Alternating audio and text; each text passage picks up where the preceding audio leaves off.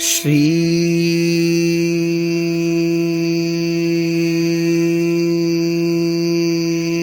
कृष्णाय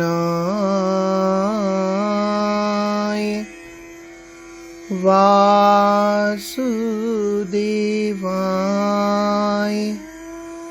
देवकी नंदनाय च नंद गोप कुमाराय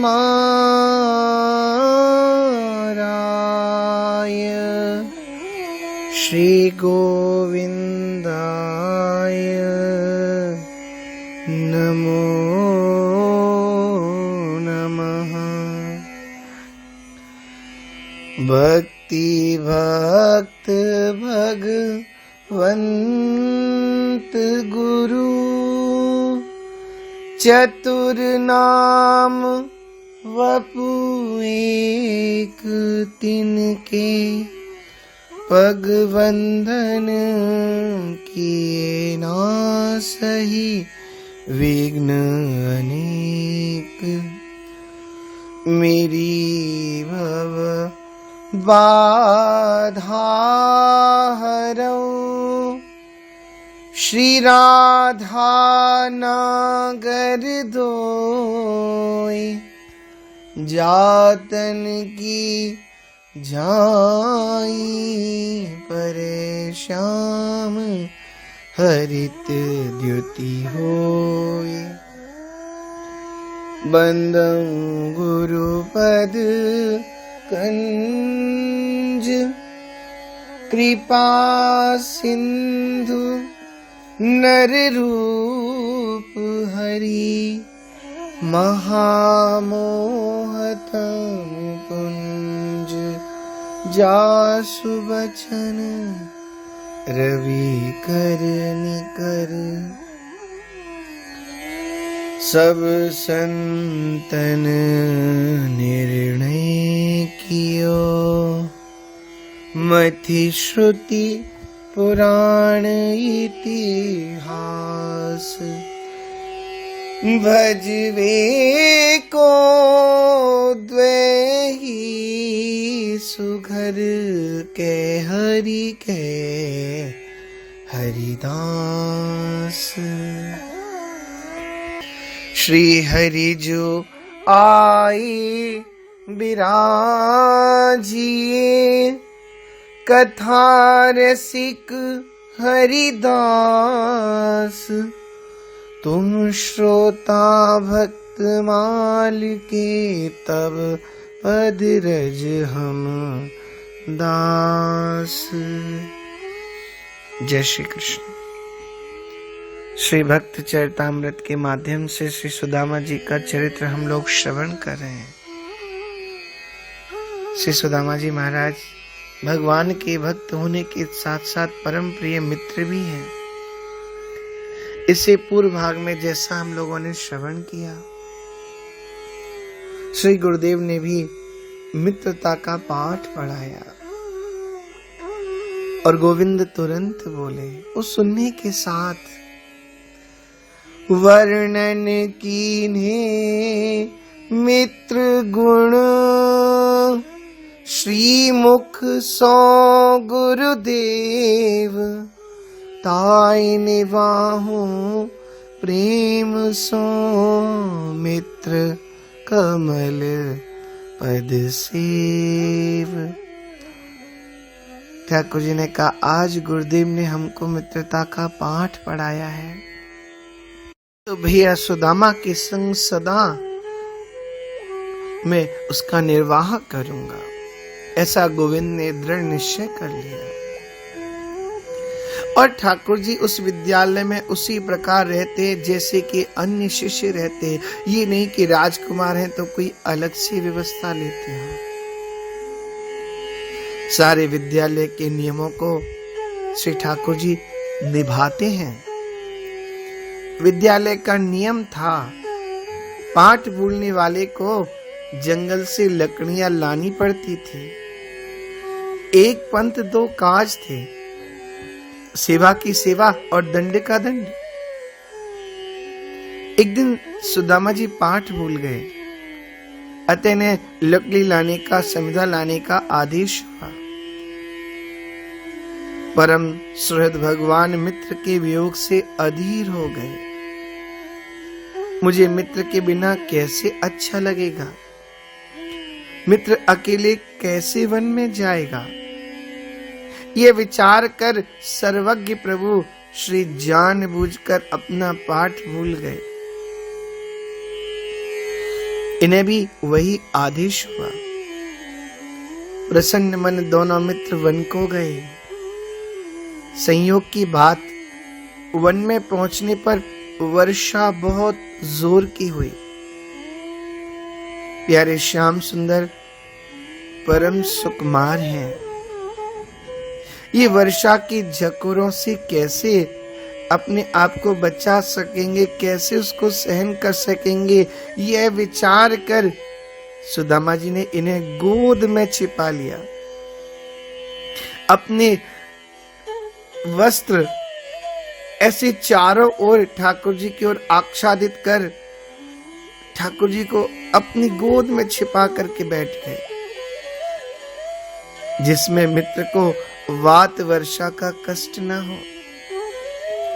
स्वयं संपूर्ण कष्ट सहकर मित्र की रक्षा की। इधर कोमल हृदय गुरुदेव देर जान करके वर्षा बंद होने पर शिष्यों के साथ खोजने को निकले। जब वन में जाकर सुदामा कृष्ण की दशा देखी तो बहुत प्रसन्न हुए। आशीर्वाद दिया, तुम दोनों की मित्रता अचल बनी रहे। ऐसे ही एक बार जब सुदामा पाठ भूले, उस समय तक कांटे की पीड़ा उनके पैरों में थी। तो भगवान श्री कृष्ण ने विचार किया, मित्र पाठ भूल गया है और मित्र को दंड निर्धारित है, मैं क्या करूं? गोविंद ने विचार किया, पग कंटक लाग्यो दुखी, बन बन फिरत उदास, दुख सुख में संग ना दूं, तो होई मित्रता नाश।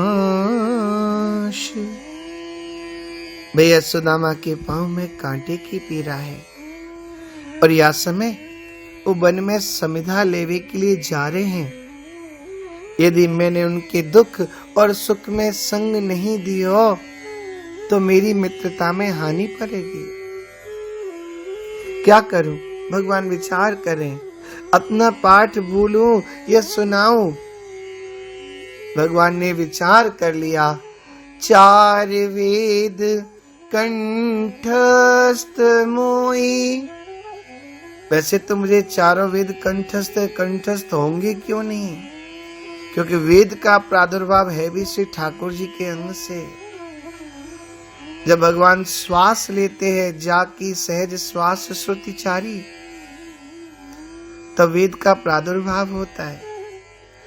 तो मन में निश्चय कर लिया गोविंद ने, चार वेद कंठस्थ मोही, कहूं तो होई रस भंग, मैं अपनो पाठ भुलाए के जाऊं सुदामा संग, अपनो पाठ भुलाए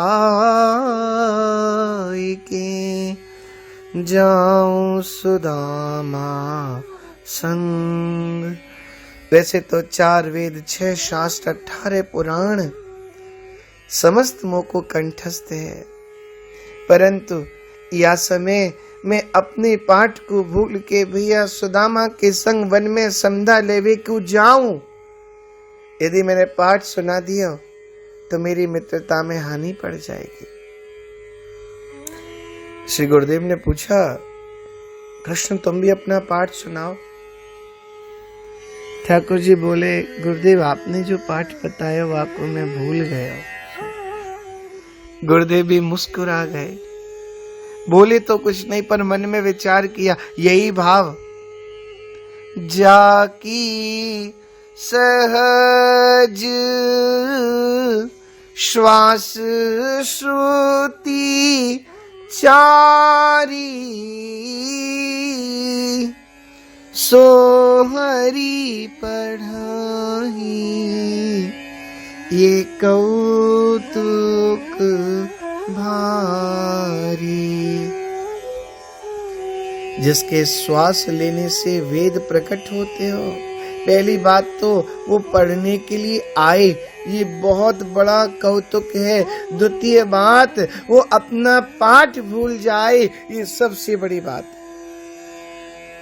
पर मन में सोचने लगे, अरे शांतिपन, ये पाठ भूले नहीं है, इनकी मित्रता ने इनको पाठ भुला दिया है। अरे गोविंद जब ऐसी लीला करना चाहते हैं तो मैं क्यों बाधक बनूं? आज्ञा दे दी, जो दंड निर्धारित है सुदामा के लिए, अन्य शिष्यों के लिए वही दंड श्री कृष्ण आपके लिए भी है। जाइए वन में और समिधा लेके आइए।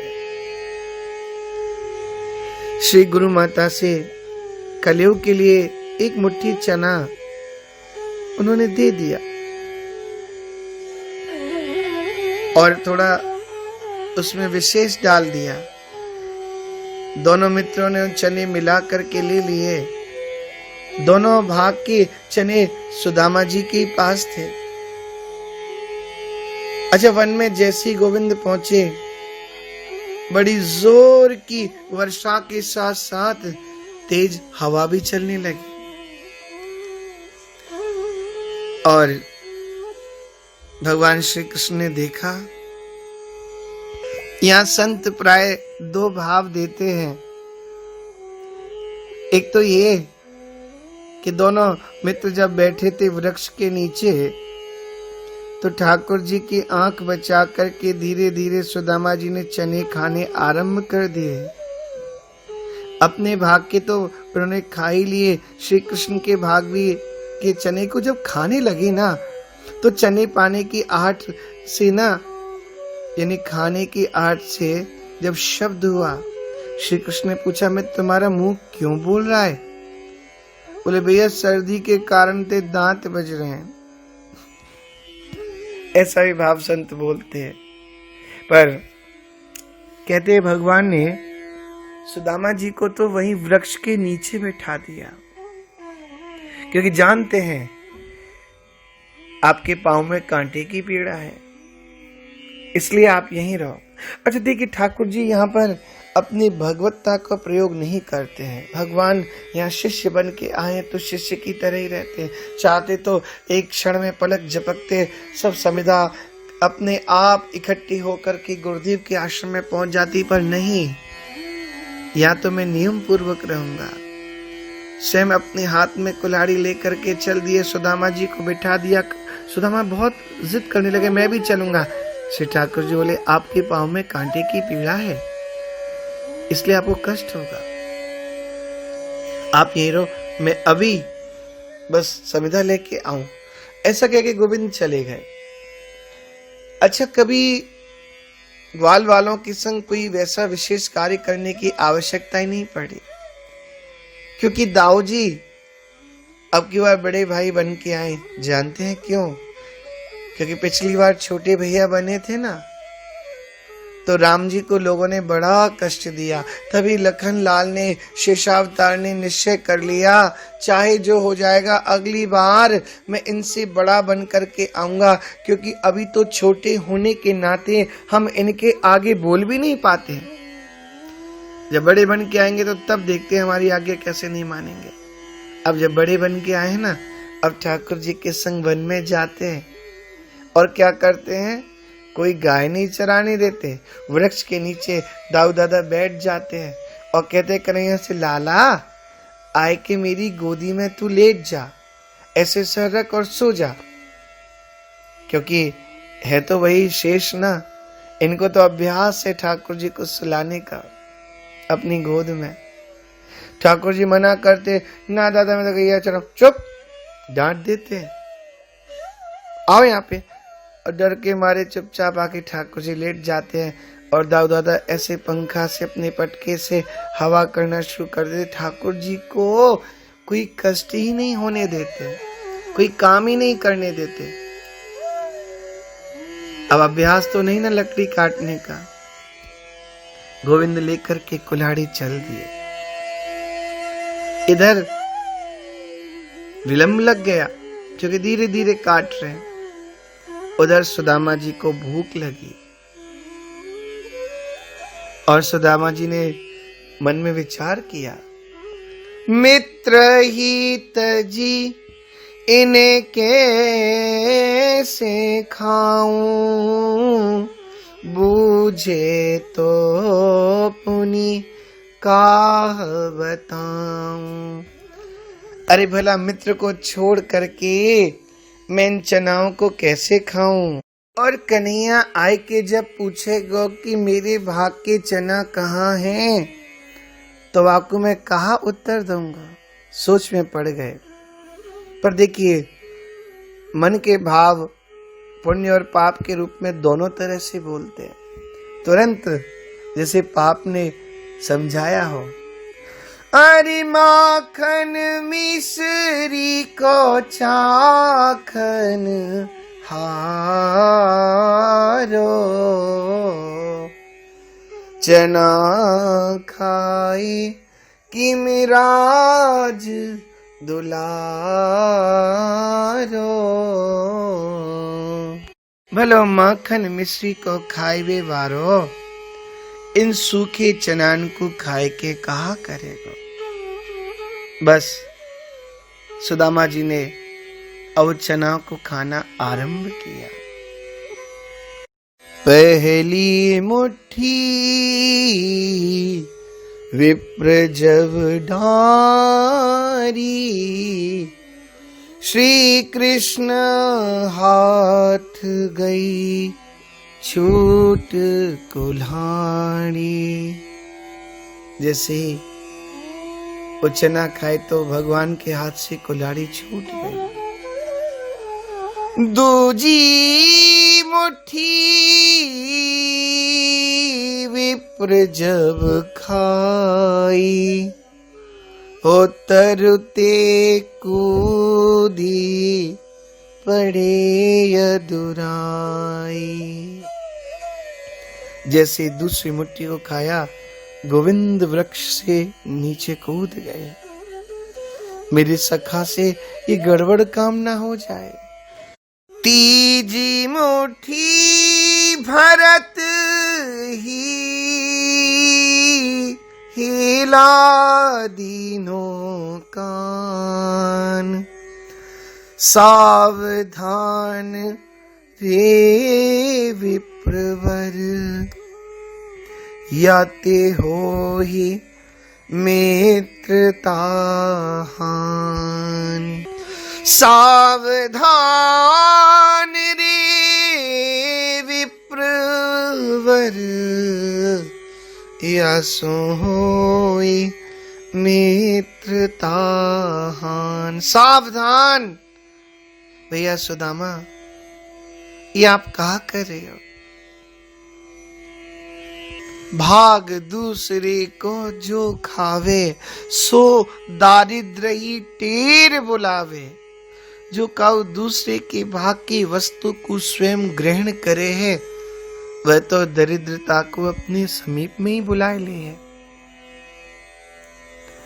भगवान ने देखा सुदामा कुछ दुखी हो गए, तो ठाकुर जी प्रसन्न करने लगे। बोले, एक बात कहूं, जगत चोर चूड़ामणि नामा, मोसो चोरी करे सुदामा। ये जगत तो मोही सो चोर चोर कहे, किंतु आप तो मोही सो चोरी कर रहे हो। सुदामा रो पड़े। क्षमा करहु अपराध मम कठिन पेट की ज्वाल विश्वंभर के चना खाए मैं भयो आज कंगाल। बोले लाला कन्हैया एक बात कहूं, मेरी या अपराध को क्षमा करो। ये मेरा अपराध है। बुभुक्षितः किम न करोति पापम। जो भूख है वो कौन से पाप नहीं कर ले। भैया आप मेरे अपराध को क्षमा करिए। मेरा कोई अदृष्ट ऐसो ना हो, ये जैसो कर्म मुझसे भयो है ना, अब आप कृपा करो। या अपराध के लिए बस मैं आपसे यही चाहूं जो मोको दंड मिले, पर लाला कन्हैया मैं कबो तो को भूलू ना, बस मैं यही चाहूं। और दोनों मित्र लौट करके आए हैं गुरुजी के पास में। गुरुजी ने देखा दोनों का मुख उदास है। पूछ लिया क्या बात है सुदामा। पर सुदामा जी ने यहाँ पर झूठ नहीं बोला। कहो सुदामा सब गुरु पाही सरल स्वभाव छुअत छल नाही। सुदामा बहुत सरल है, असत्य इनके जीवन में नहीं है। हास्य विनोद का एक वर्णन कहीं करना है तो एक अलग बात है। सारी बातें गुरुदेव को बता दी। देखिए यहाँ पर कोई श्राप नहीं दिया है। यद्यपि कविताओं के माध्यम से, चरित्र के माध्यम से बहुत से लोग वर्णन कर देते हैं, गुरुजी के द्वारा श्राप दिलवाने के एक प्रसंग बोल देते हैं। भाग परायो खाए के यही मिलेगी सीख, हो दरिद्री आज सो तुम घर घर मांगो भीख। पर कवितावली यानी कविता के माध्यम आदि इन सब में चरित्र के माध्यम से एक बात कह दी जाती है, किंतु ऐसा नहीं है। सुदामा कोई दरिद्री ब्राह्मण नहीं। और आजकल हम देखते हैं प्राय जब सुदामा चरित्र होता है या कहीं कोई कीर्तन आदि होता है तो उसमें प्राय देखा जाता है जागरण आदि में ऐसे सुदामा जी भीख मांगते आ रहे, लोग धक्का दे रहे। ऐसे सुदामा जी नहीं हैं। ये तो सुदामा जी का अपमान है ना। सुदामा तो संतोषी ब्राह्मण है। और श्राप लगा उनको दरिद्री कहना, कंगला कहना, ये भी अनुचित बात है।